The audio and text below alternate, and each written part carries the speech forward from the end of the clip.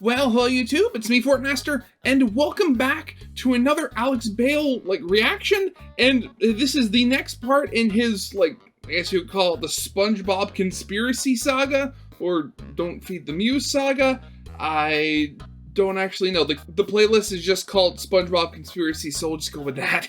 So yeah, this is conspiracy number 5, the Neptune theory. So yeah, the whole thing with Neptune and why his design is just constantly changing. If I remember correctly, I think the reason for the difference in design between the show and the first SpongeBob SquarePants movie had something to do with, the rights or something.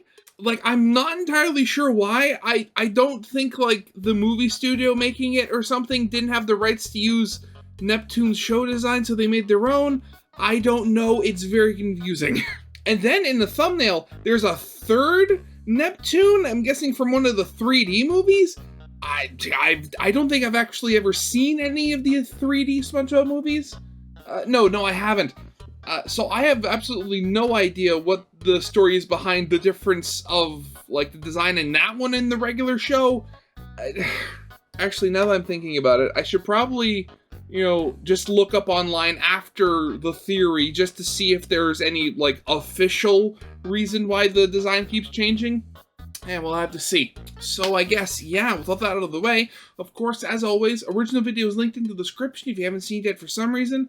Corner video will lead to my Let's Play of the day. And yeah, with all that out of the way, let's get this thing started then, shall we? So, the continuity with King Neptune is a bit of a mess. There are definitely 2 different King Neptunes. There's a King Poseidon. There's 3 different royal palaces. 2 of them are called the City of Atlantis, but there's also a 3rd unrelated City of Atlantis. It's confusing to say the least. Yes, we are once again trying to put logic into SpongeBob SquarePants.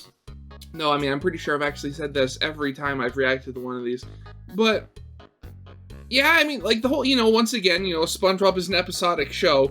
So they don't have to be, 100% connected, but it is nice whenever they do. Though, I mean, with that being said, everything I've seen from Alex Bale up to this point, granted, they can be weird and sort of out there, but the actual logic he can put into these theories so far is absolutely phenomenal. But there is actually a way to explain how all of this is intentional and connects together. This is a story of power, deception, and betrayal. This is the Neptune theory. Really? Okay. Actually, wait, so if I'm just trying to remember correctly, Neptune is the Roman name and Poseidon was the Greek name? Or is it the other way around? Let me just double check that. Okay, yeah, so I was right. So, okay, maybe that means since a lot of the Roman gods are literally just copies of the Greek ones, so Poseidon was maybe the first one, and then he was ousted by King Neptune, or at least one of the King Neptunes? Okay. That was probably nothing. Okay. There's no tension, the pacing is slow, it fundamentally fails as a film. Alex, go back to making SpongeBob theory videos. No one wants to see your awful horror films. I've been your host, the one and only cynical critic, and remember to stay cynical. See you later. All right. And we're back! What's up? I'm your host Alex, the SpongeBob guy, back with another SpongeBob conspiracy. I've said it before, but the overwhelming support for these videos is insane. So, I'd be stupid not to make more. I mean, everyone loves them, right? Hello, fellow truth seekers, it's Conspiracy Carl here. Welcome back to The Awakening. I have been awakened myself to the immense lies of this person right here. This liar, Alex Bale. Well, almost everyone. Again, this Conspiracy Carl guy, anybody who's watching this, do you know whether he's, serious or not? Or, what's his deal? So I showed a bit of this conspiracy guy's reaction in my last video, and apparently he didn't like that, so now he's claiming that I'm part of some giant Illuminati conspiracy. Somebody looks like they're a puppet for the Illuminati. Yes, you you, sir, have been inserting secret messages into your videos. Evil lurks there, people. It's honestly really funny. You should check them out. Anyways, let's get into the theory. Is what I would say swear. if I wasn't sponsored. Hey Alex, how do I make a cool YouTube film video like you? Well, it's easy. You just gotta learn to edit, record dialogue, write a script, use camera and lights, learn Photoshop and VFX. Oh, how the heck am I gonna learn to do all that? All you gotta do is go to Skillshare! Skillshare is an online learning platform that offers thousands of different classes where you can learn filmmaking, editing, Photoshop, and pretty much anything. And you can watch all of Skillshare's videos without any annoying ads interrupting. Boy, I sure hate when that happens. I'm thinking about getting into bird watching, so I'm taking bird identification for beginners. That bird has a conical-shaped bill. Thank you, Alfred Curling. The first 1,000 people to go to the link in the description will get their first month free. Just be careful not to learn too much. Wow, this is so great. I'm learning so much. That's maybe too much. That's a northern royal flycatcher. You can tell by its fan-like crest and long bill. Now on to the theory.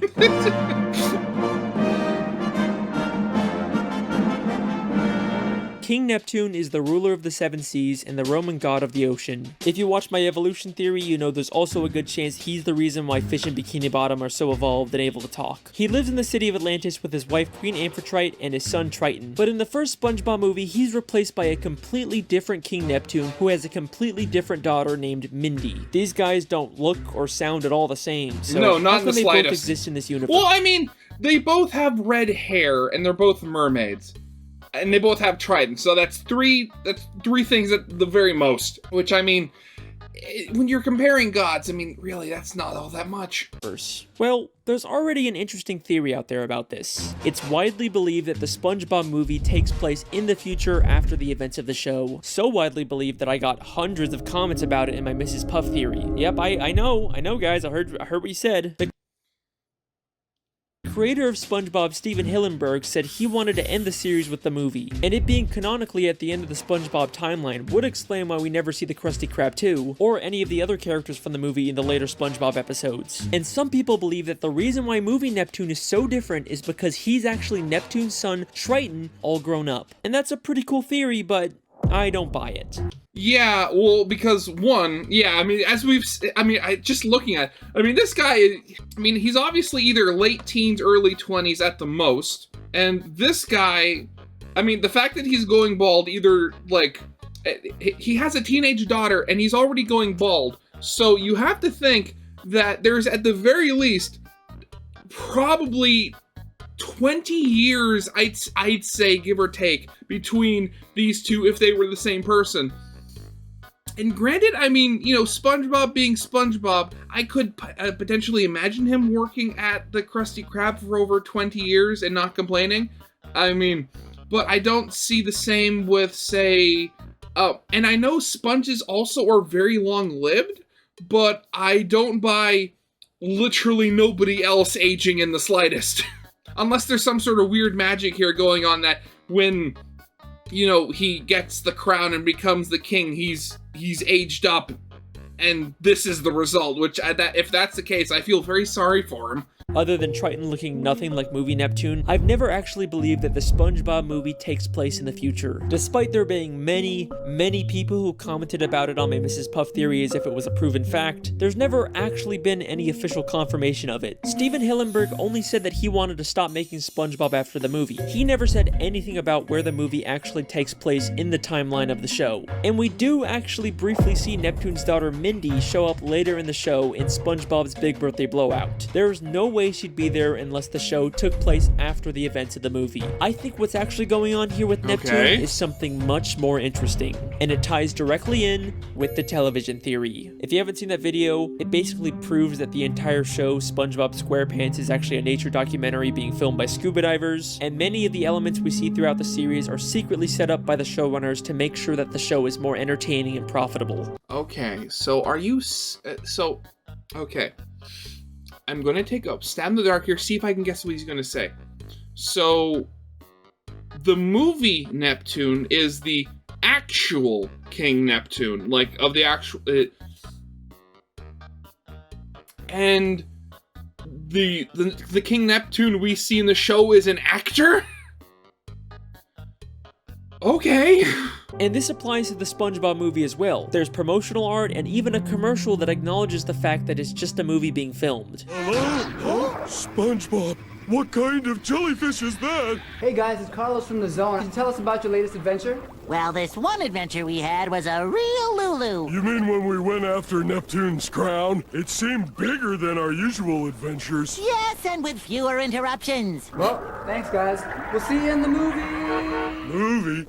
What's that? I know. I think the real reason why Neptune looks so different in the movie is because the filmmakers couldn't get the real King Neptune, the literal god of the sea, to show up for a movie. So they hired an actor to pretend to be the king. Okay, never mind. Take what I literally just said and flip it around. And there is actually a ton of evidence in the show to support this. King Neptune is supposed to live in the great city of Atlantis, but in the movie he just lives in some random sandcastle, almost like they just built a discount version for the movie. But the real evidence comes from season 10, episode 18, Lost and Found, where SpongeBob goes beneath the Krusty Krab to look for something in the Lost and Found. As he searches through the surprisingly massive collection of items, on one of the shelves we see something mind-blowing. The crown worn by King Neptune in the SpongeBob movie. Okay.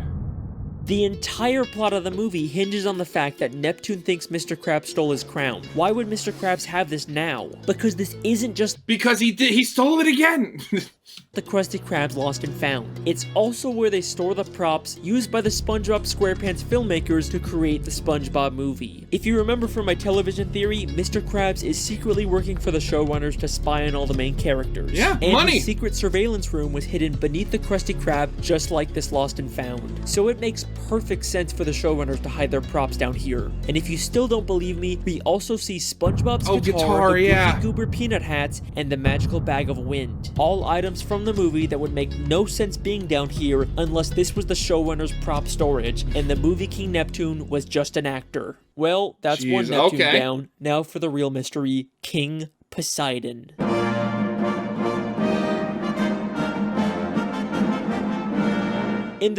I mean, I could potentially see it as, well, I mean, I'm not going to say like, oh, King Neptune is the fake and then King Poseidon is the real thing, even though Poseidon did come first, at least I think he did.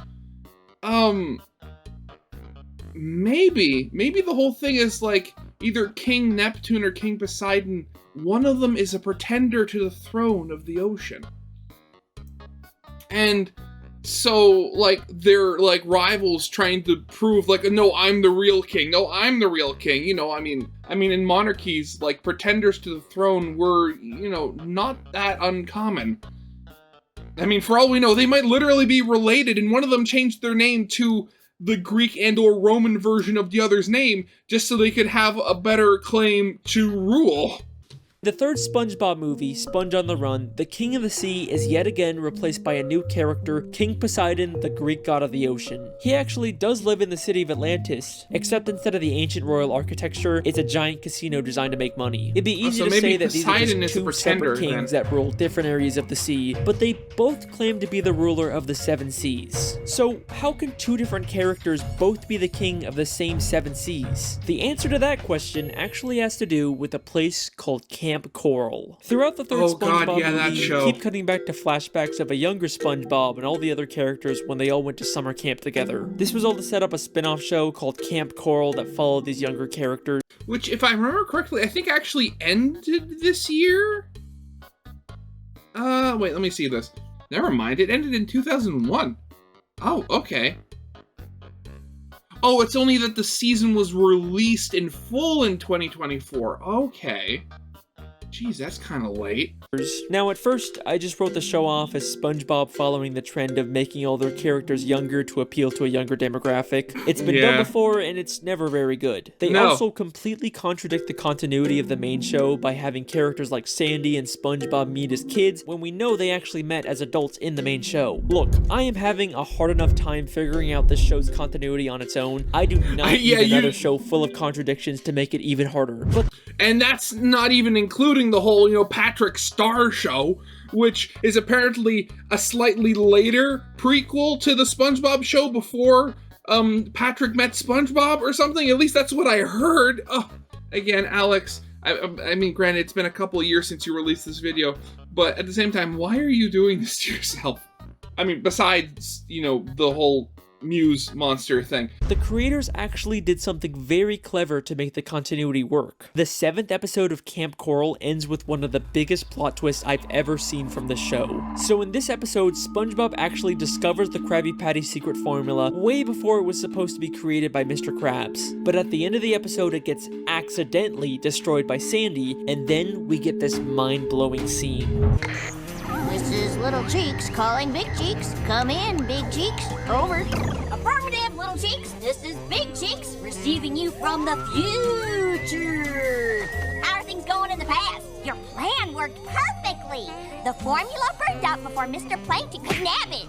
Now it can be safely rediscovered in the future. I knew sending you to Camp Coral was the right thing to do. Over and out.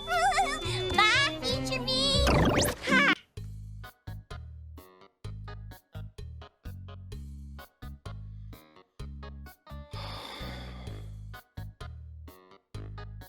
Okay, I mean, time manipulation aside,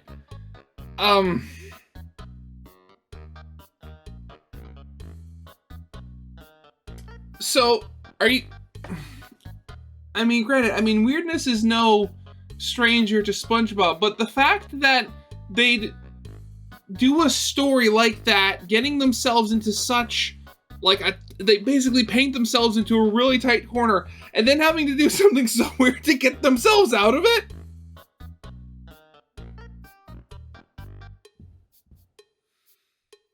I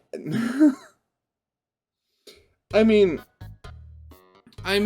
if this isn't SpongeBob's jumping the shark moment, I don't know what is. Also, I do like the fact that, you know, they made present day SpongeBob and Sandy and all that being, you know, 2D animated, while in the past they were 3D. So that means at some point everything flattened. Mission accomplished, timeline preserved. Now everything can continue just the way it's always been. So Sandy used time travel to send her past self to Camp Coral so that she could make sure the Krabby Patty formula didn't get discovered before it was supposed to. They actually figured out a way to make this messed up continuity make sense. Don't you dare tell me this show doesn't care about its continuity. Can I also just say that this scene lines up perfectly with my television theory? A major part of that theory is that Sandy is actually a spy working for the showrunners and is secretly making sure everything stays on track. And then what do we see a month after I post my theory? Sandy secretly manipulating everyone to keep the show on track. Yeah, I mean, if that isn't proof right there. Just gonna give myself a little pat on the back there. But enough gloating. What does any of this have to do with King Poseidon? Well, this proves that Camp Coral and the movie that sets it up are in an alternate timeline. The events that have taken place in the show are not the same events in this movie. The continuity errors like Sandy and SpongeBob meeting, or Poseidon being the king of the sea instead of Neptune, can be explained by this shift in the timeline. So there you go. King Poseidon and King Neptune are from completely separate timelines. That's why we never see any reference to King Poseidon in the show. And that is the Neptune theory. Ha. Yes, right, okay. Huh, I mean, that wasn't so hard. I guess I'm done here. Neptune stirred up quite a gale tonight. He must be mad about something. That's silly. Everyone knows Poseidon is ruler of the undersea. Everyone knows Poseidon is ruler of the undersea. Great, we have competing religions, great! Why can't anything ever be easy?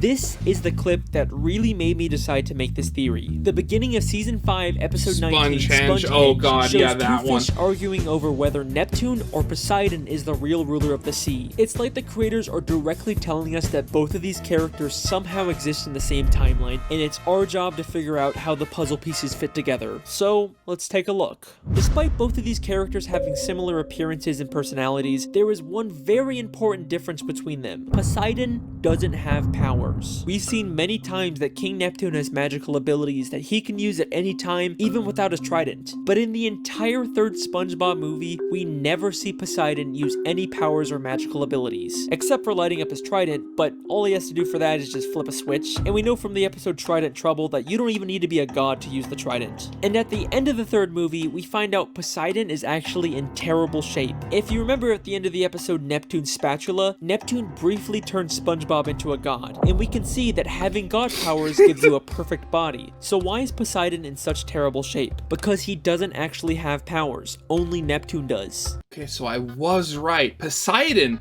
turns out, is the one who's the pretender. And apparently not even an actual god, if, you know, his complete and utter lack of physique is to go by. So that would probably be also why he called himself Poseidon, because the name Poseidon came before the name Neptune. So I guess you could say in world, it was just, you know, different cultures calling King Neptune different names. Like maybe in this universe, King Neptune is his true name, but the Greeks just called him Poseidon for some reason. And then the Romans, when the belief of him spread to the Romans, that's when they started calling him by his true name. But when this imposter came around, he claimed the name Poseidon to kind of like to subconsciously say that he's the real one. He's the one that came first. Interesting, okay. Even Neptune's wife, Queen Amphitrite, has to use technology to zap someone, unlike Neptune, who only has to use his finger in the exact same episode. He is clearly the only one with powers, but why? To answer this question, we first have to understand the origins of King Neptune. Now, throughout the show, there is very little information on Neptune's past. I read the Wikipedia, I looked through the comic books, the video games, but I just couldn't find anything that would help me. But then I remembered there are SpongeBob shorts, which are like mini episodes that only air once, usually to promote something. So I started looking to see if there were any that could help us, and lo and behold, there is a SpongeBob short called The Story of King Neptune. Oh, seriously? What? I mean, seriously? I swear, at this point, if Alex was during this time, was Alex literally just working with the creators of SpongeBob to put these together? Because I've never heard of that one. Yeah, I guess that could be helpful. This short is about SpongeBob telling Patrick the origins of King Neptune, but it's not entirely clear whether it's true. The story of King Neptune. When King Neptune was a little Neptune, his mother set him adrift in a river. As he floated along, a radioactive meteor fell to Earth. An alien appeared and anointed the infant with super Neptune fluid. Is that really the origin of King Neptune? Sure. So King Neptune was abandoned as a baby and then given his powers by aliens. But SpongeBob is holding an upside-down comic book, so it feels a lot like something he just made up. And SpongeBob is not the most reliable narrator. Unless there's something in the story that we can definitively prove, I don't think we can use it for a theory. Like, do you really expect me to believe that Neptune got his powers from aliens? Okay, so here's the thing, Alex. I want you, in as few words as possible, to tell me exactly which episode we see two-headed aliens with super Neptune juice in the show. You have 30 seconds. I mean, we've never even seen aliens in the show before. Except, we have. And they just so happen to also live in a city called Atlantis. Season 5, Episode 12, Atlantis Square Pantis, we see another completely different Atlantis, the lost city of Atlantis, a city that's home to a race of aliens. The Atlantean aliens traveled billions of light years to come to this planet and build their city. For reasons unknown, this great city disappeared one day, but no ruins were ever found. All the inventions you take for granted were given to us by the Atlanteans. They were a peaceful race of aliens who shared their technology, but then mysteriously disappeared for some reason. And take a guess what we find when we look inside of that city. A massive sculpture of King Neptune. That story about aliens giving Neptune his powers doesn't sound so far-fetched now, does it? And that's not all we find. Neptune's Ascension, the only surviving painting from the great lost city of Atlantis. A painting created by the Atlanteans called Neptune's Ascension, aka Neptune ascending to his god status by being given powers by the Atlantean aliens. The story is definitely referencing this. There are too many connections for this to be a coincidence. So even though it's being told by SpongeBob, and details like the alien's appearance are wrong, the story itself is probably based on truth. And there's also a lot of evidence to support the idea that Neptune was abandoned as a baby. In Clash of Triton, Neptune is watching a soap opera in his bedroom and gets upset when his wife turns it off. Oh, Neptune, surely this isn't the behavior befitting a king, doing nothing but watching daytime television. Wait! Rochelle was just about to meet her biological parents. In the soap opera, Rochelle was just about to meet her biological parents. And that's what has him... Maybe the real reason why Neptune's so invested in the soap opera is because he's never met his biological parents either. There's even tissues on the table next to him as if he's been crying. And the idea that Neptune was abandoned as a baby works perfectly with the mythology in the show. Neptune is the Roman god of the sea, but he is the only reference to Roman mythology in the show. Everything else we see is from Greek mythology. In the episode Trident Trouble, we see a Greek chorus. Behold, we are the Greek chorus. We narrate this epic tale. Neptune once mentioned Zeus, the Greek god of thunder. So I say, look, Zeus, either you come up with more money, or Neptune walks. He also mentions Apollo, the Greek god of the sun. Now behold, my beloved home of Atlantis. A prize worthy of Apollo. Even in the city of Atlantis where Neptune lives, there's a building named the Poseidon, clearly named after Poseidon. So Neptune is clearly the outsider here, which is why he was abandoned as a baby. But if the sea is actually ruled by Greek mythology, then Poseidon should be the true heir to the throne. Why is Neptune the king in the show? Because after Neptune was given his god powers by aliens, he returned to Atlantis and stole the throne from Poseidon. This would explain why there's so much confusion over who the real king is. Okay, so Neptune is the usurper, but he had superpowers to do it. Wait, so does that mean that the other gods don't have powers? Then what makes them gods? Neptune stirred up quite a gale tonight. Everyone knows Poseidon is ruler of the undersea.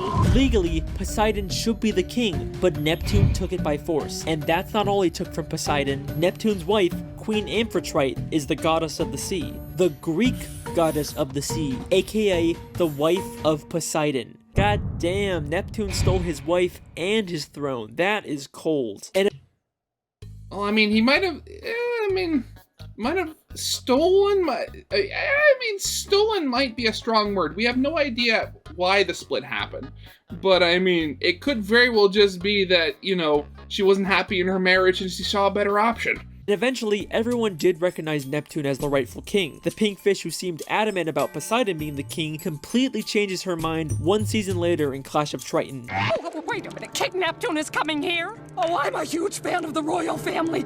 I just love everything they do. And that's the real story of King Neptune. The reason why Poseidon is king in the third movie is probably because in that timeline, Neptune was never given his god powers, so he never stole the throne from Poseidon. Although, seeing as how Poseidon turned Atlantis into a big casino cash grab city, maybe it's a good thing Neptune took over. The lost city of Atlantic City. And that is Atlantic City? That was a tough one, but we are finally done. See you next time, guys. Wait, why is Poseidon City called the Lost City of Atlantic City? The lost city of Atlantic City. I mean, the Atlantic City Park makes sense. That's a reference to the real-life Atlantic City, but why is it called the Lost City? There is nothing lost about the city. It seems like everyone's easily able to find it. The only other reference to a lost city of Atlantis is the one with the aliens that gave Neptune his powers. Nope, I don't care. Oh, come on! You can dig a little deeper into this. Every single little question. I am 100% done. Atlantean aliens, okay. fine, okay? One more quick part just to tie up all the loose ends, and then I am done. Alright, here we go. So we know before the Atlantean aliens mysteriously disappeared, they shared their technology with the creatures of the sea. I think the self-proclaimed gods of the sea got their technology, like tridents and their other weapons, from the Atlantean aliens. In fact, the Makes Atlantean sense. guards even use golden tridents as their weapons. That's why the gods named their city Atlantis, to pay tribute to the Atlanteans that gave them their technology. But all of that changed when Poseidon became king of the sea. He betrayed the Atlanteans and used their own weapons against them to conquer their home and turn it into a casino city. That's why Poseidon City is called the Lost City, even though it's not lost. It's referencing the Atlantean city that was conquered by Poseidon. And the reason why the Atlanteans gave god powers to some random abandoned baby in the main timeline was so that Neptune could take the throne from Poseidon and prevent him from conquering the alien city. And the reason why the Atlantean city mysteriously disappeared was because they hid it so no one could ever try and conquer them again. And that is the Neptune theory. I am done. Okay, that's another one done. Thank you so much for watching. I've been your host, Alex. We've got more on the way. I'll see you next time. Okay, Hey, there's still listen, more. That theory was awesome. You know, I don't know how you keep coming up with these, but I mean, they're great.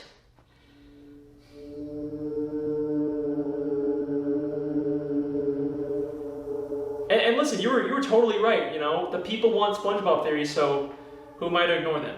So, thank you.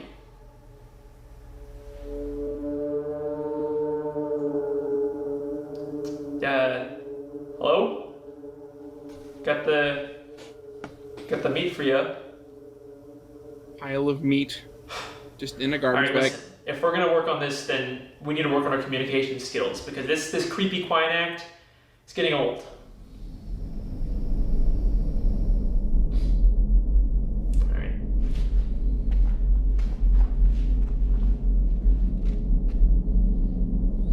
Yeah, don't turn on the lights, eh? Geez, that's a very dirty light switch.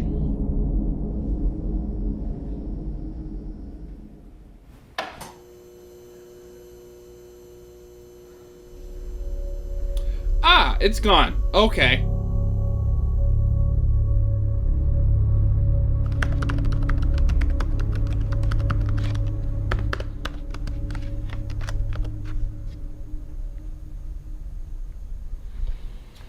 Okay, so now, so he writes the next one himself. Okay.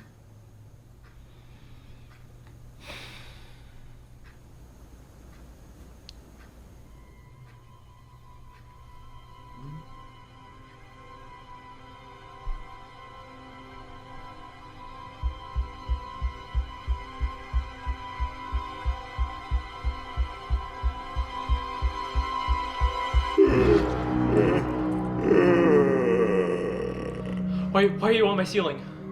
My boy, you have done well. But if we are to continue our work, I will require something more. Oh, God. I think I remember this from the game theory video. Or film theory. Oh, God. Yeah, here we go. So let me just get this straight in my head here.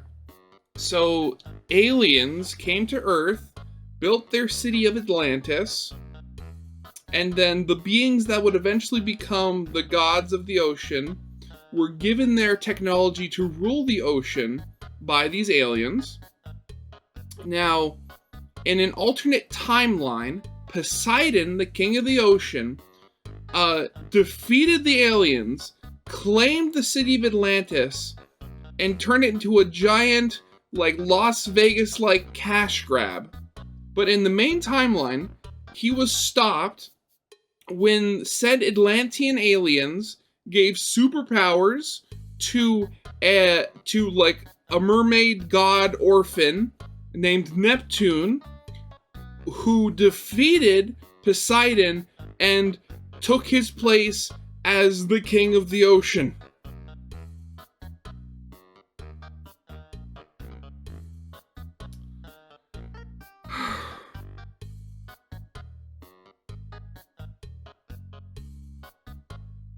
You know, I'd say that Alex wasted his time on these theories because they're so weird, but they're also just so well thought out. It's like, how else do you take so many disparate, like, little tidbits and this offshoots of, like, offhand information from an episodic series like SpongeBob and its, you know, movies, and put them into a timeline like that actually makes sense when you look at it?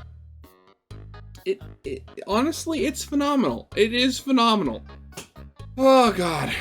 So yeah, that'll be it for now. So yeah, of course, as always, link to the original video will be linked in the description. Corner video will lead to my Let's Play of the day. And if you want me to watch any more of these, you know, SpongeBob conspiracy theories by Alex Bale, you know, make sure you like, comment, tell me, like, any way I could improve or anything, you know, YouTube likes comments and stuff like that. And yeah, that'll be it for now. So I hope you guys liked. If you did, leave a like, subscribe if you have not, and I'll see you guys next time. Goodbye.